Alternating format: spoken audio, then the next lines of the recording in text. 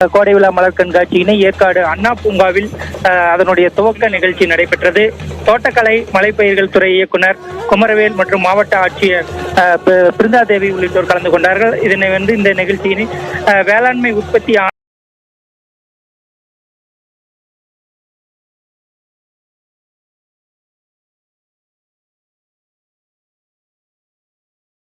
பல்வேறு செய்யப்பட்ட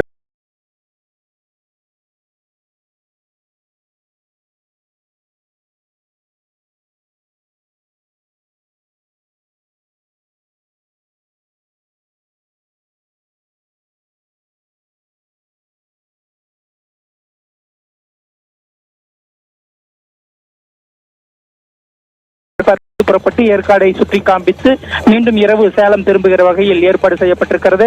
அதே போல கூடுதல் போலீசார் நியமிக்கப்பட்டு இங்கு பாதுகாப்பு பணியில் ஈடுபடுத்தப்பட்டு போக்குவரத்தை சரி செய்து வருகிறார்கள். ஏராளமான பயணிகள் குறிப்பாக கொடைக்கானல், ஊட்டி உள்ளிட்ட பகுதிகளுக்கு இ பாஸ் வசதி, இ பாஸ் தேவை என்கிற ஒரு பட்சத்தில் ஏற்காட்டிற்கு இ பாஸ் தேவையில்லை. அந்த அடிப்படையில் அதிகப்படியான பயணிகள் வருவார்கள் என எதிர்பார்க்கப்படுகிறது. இதனால் ஆங்காங்கு வாகனங்கள் நிறுத்துவதற்கான ஏற்பாடுகளும் செய்யப்பட்டு அதனை காவல்துறையினர் ஒழுங்குபடுத்தி வருகிறார்கள். அது மட்டுமல்லாமல் இங்கு வரக்கூடிய பொதுமக்களுக்கு தேவையான குடிநீர், கழிவறை வசதிகளும் ஏற்பாடு செய்யப்பட்டிருக்கிறது. இந்த கோடை விழாவானது இன்னும் 5 நாட்களுக்கு நடைபெற இருக்கிறது. ஜெனிஃபர், விவரங்களை வழங்கியதற்கு நன்றி கோகுலகண்ணன்.